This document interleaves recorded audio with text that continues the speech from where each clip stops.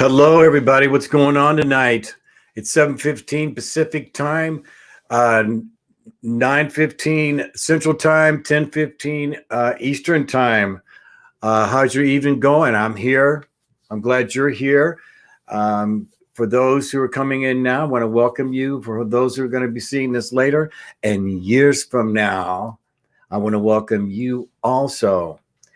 This morning was or this afternoon, if you haven't seen the show, we talked about action speaks louder than words. Probably a little controversial. If you haven't seen it, take a look at that after you see this. I think it'll be mind-boggling and mind-resolving.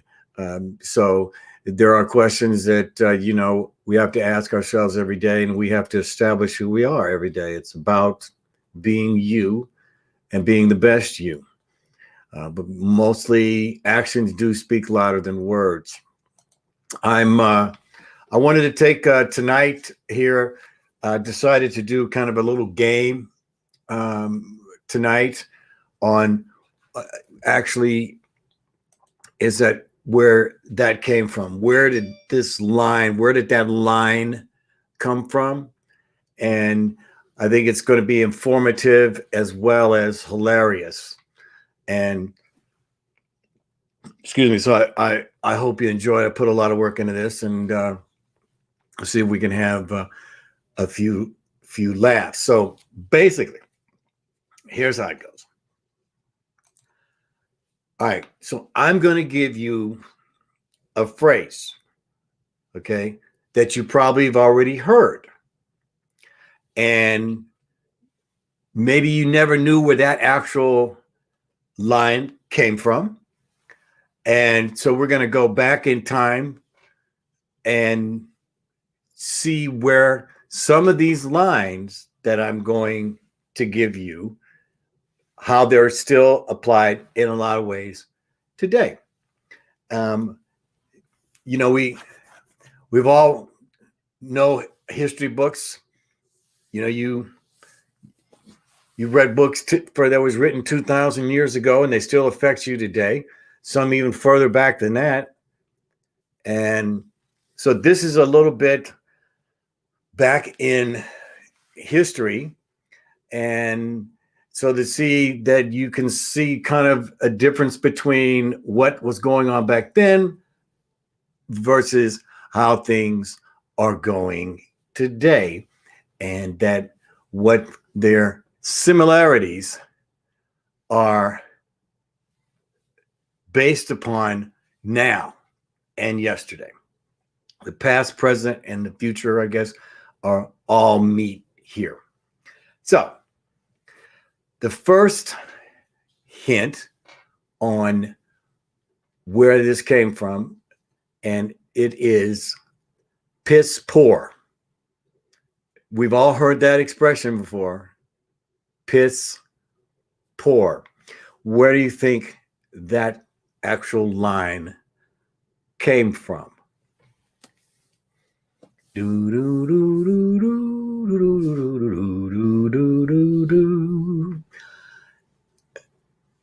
You think about it?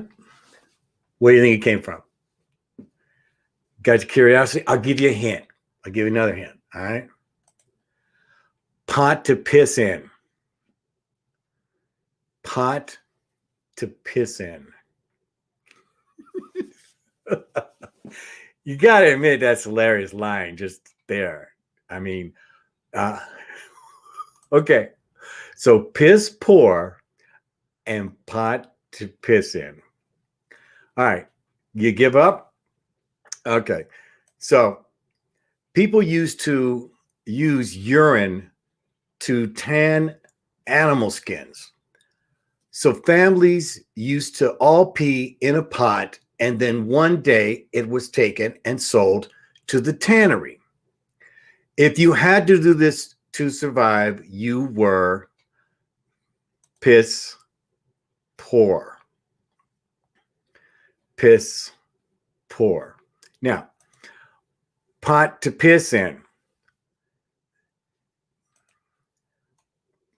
But worse than that were the really poor folks who couldn't even afford to buy a pot. They didn't have a pot to piss in and were the lowest of the lows. Interesting. Pot to piss in and were considered the low of the low. What is that today? Now it's give your plasma, right? So pee don't work now.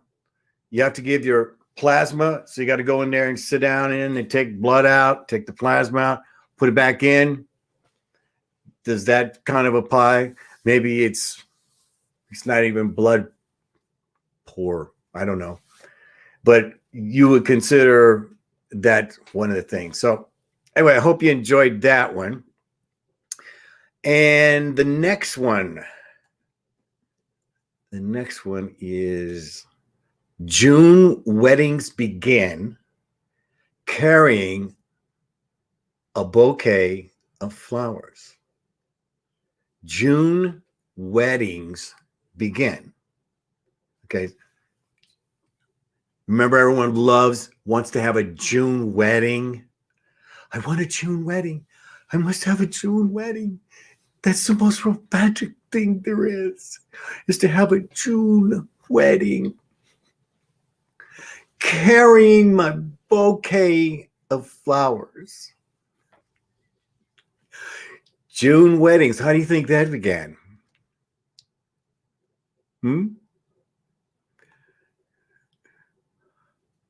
Okay. So, now we're going to go all the way back here to the 1500s. Okay, so that's a lot of where these things come from. It's from the 1500s and how things changed in the 1500s. So this is kind of strange about all the 1500s. Okay, there was a total evolution of rich and poor really became in that era. So, all right, June weddings begin carrying a bouquet of flowers. All right. Okay, so here are some facts about the 1500s. Most people got married in June because they took their yearly bath in May, and they still smelled pretty good by June. However, since they were starting to smell, brides carried a bouquet of flowers to hide the body odor. Hence the custom today of carrying a bouquet when getting married. Kind of burst that bubble, huh? I want to thank my friend Bob. I got this article here literally, I don't know how many years ago. And I just found this so funny that I really wanted to share this with you. And you are realizing, what do you know? What do I know? What do we know about history? June weddings based on smell, and carrying flowers is based on smell.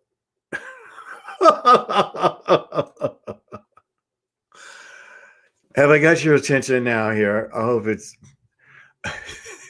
because to me it gets funnier. All right.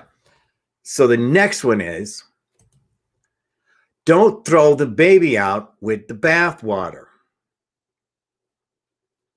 Don't throw the baby out with the bathwater. What do you think?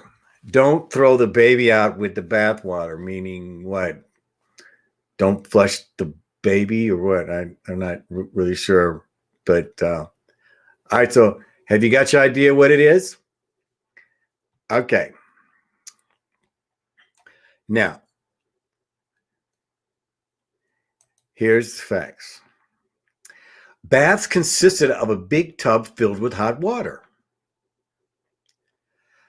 The man of the house had the privilege of the nice clean water. Then all of the other sons and men, and then all the other sons and men, then the woman, and finally the children. Okay. So what would happen is, since the babies would be the last ones, the water would be so dirty that you couldn't see the babies in the bathtub. So henceforth, don't throw the baby out in the bath water.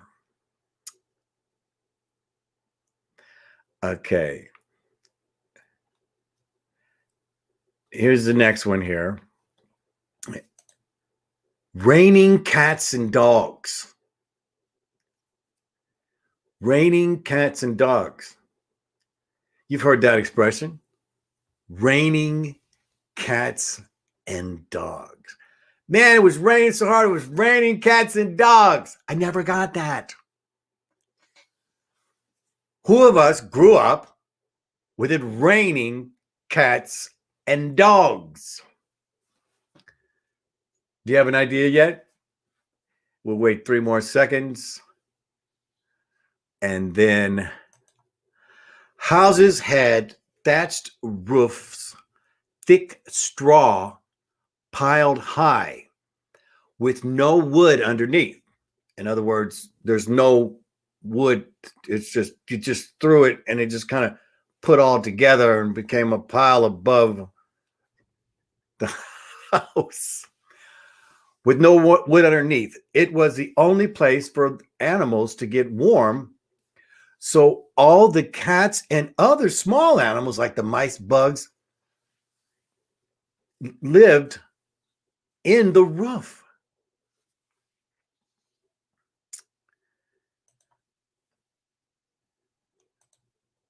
And when it rained, it became slippery, and sometimes the animals would slip and fall off the roof.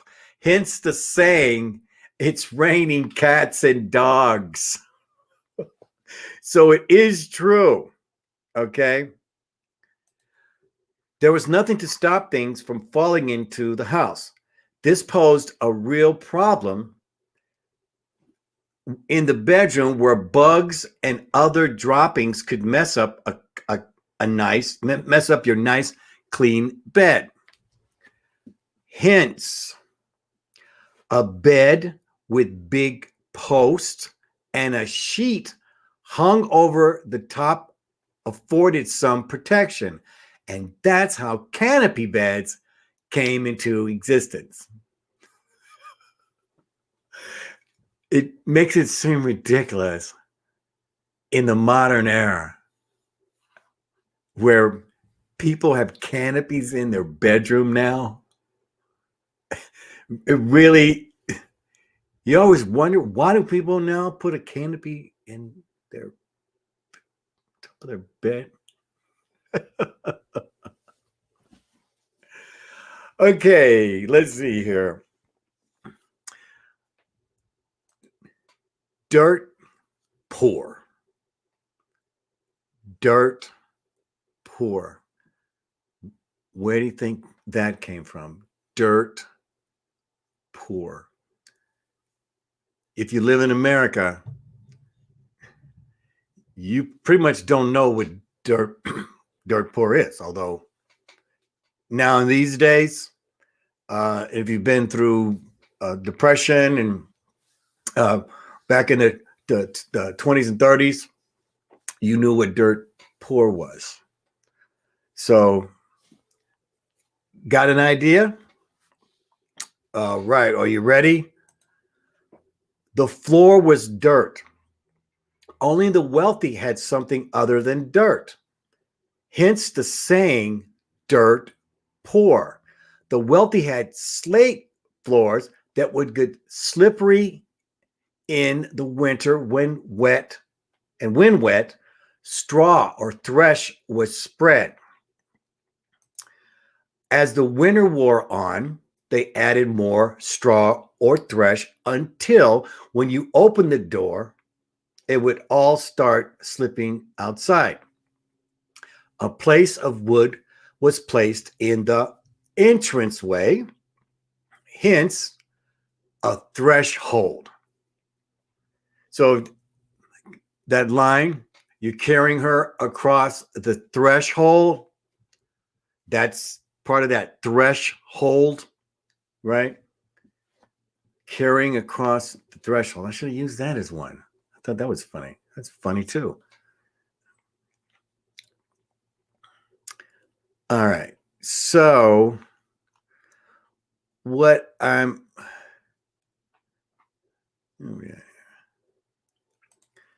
so the next time you're washing your hands and complain because the water temperature isn't just how you like it, think about how things actually used to be. Okay. You know, this is a time where we live in a place, most of us United States, you have a bathroom. Some have two, some have three, some have 2 showers, 2 baths, sometimes more.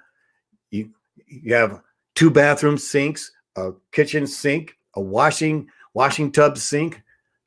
You think about the rest of the world. A lot of this is even going on right now. If you go and look in some of these poor countries, a lot of them are still living just like this. So next, this is one of my favorite. Peas porridge hot. Remember that? Peas porridge hot. Peas porridge in ink. Oh, right? Okay. Where do you think that came from? Peas porridge hot. All right. You ready? In the old days, they cooked in the kitchen with a big kettle that always hung over the fire. Every day that they lit the fire and added things to the pot, they ate vegetables and did not eat much meat. So let's see, where were we? They would eat the stew for dinner, leaving leftovers in the pot to get cold overnight and then start the next day. Sometimes stew had food in it that had been there for quite a while. So when somebody came in,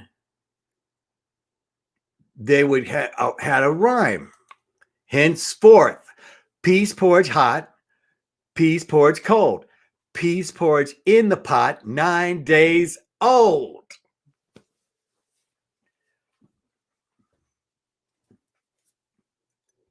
Peas porridge hot, peas porridge cold, peas porridge in the pot, 9 days old. Where in the world did I learn that rhyme? No, I wasn't born in the 1500s. Thank you so much. Also, sometimes they would obtain pork, which made them feel quite special. When visitors came over, they would hang up their bacon to show off. It was a sign of a wealth that a man could bring home the bacon. Remember that line? Been going on forever. Hey, he brings home the bacon. Yo, he brings home the bacon. They would cut off a little to share with guests and would all sit around and what? Chew the fat. Who still uses that line? Yo, man, why don't you come over and chew the fat? I didn't know it was, that's what it was. Come on over. I'm bringing home the bacon so you can come and chew the fat.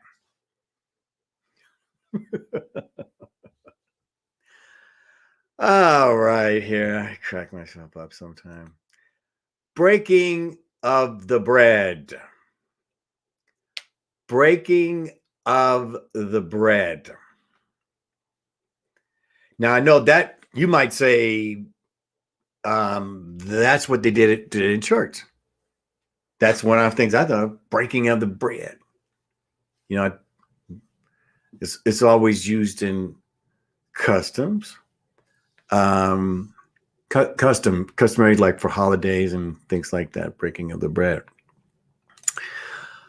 But bread was divided according to status. Workers got the burnt bottom of the loaf, the family got the middle, and guests got the top or the upper crust. Can you imagine dividing the bread like it is?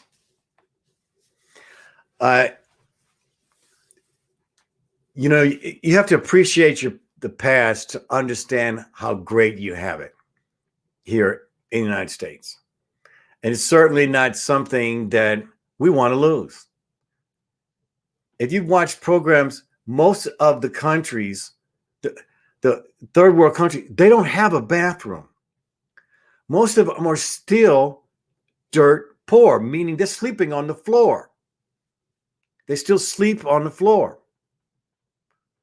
A lot of people literally sleep in shacks still. So I really brought this up here so that we as people would understand how great we have it here in the United States, because we have opportunities that literally most of the world doesn't have, ladies and gentlemen. So before you start thinking that you have it worse than anybody, think again, because here there is an opportunity to be great. To be great. And that's what I wanted you to appreciate, like I do, appreciating what you have and giving compassion to the rest of the world and understanding how fortunate we have. And that the most important thing is for us to not lose that. Okay? ALPOUGH.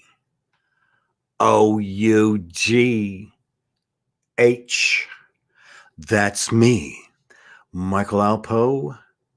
Life, love, and laughter. I hope you had a few laughs tonight. I want to wish you a wonderful evening, and I will be back tomorrow afternoon with a brand new show. So this is number 57 in the books. 57. Okay, that was the year I was born. All right, but not 1557. All right, 1957. Yes, there was a 1957, and it brought me here. And I'll be here tomorrow. Have no fear. I love you. We'll see you again.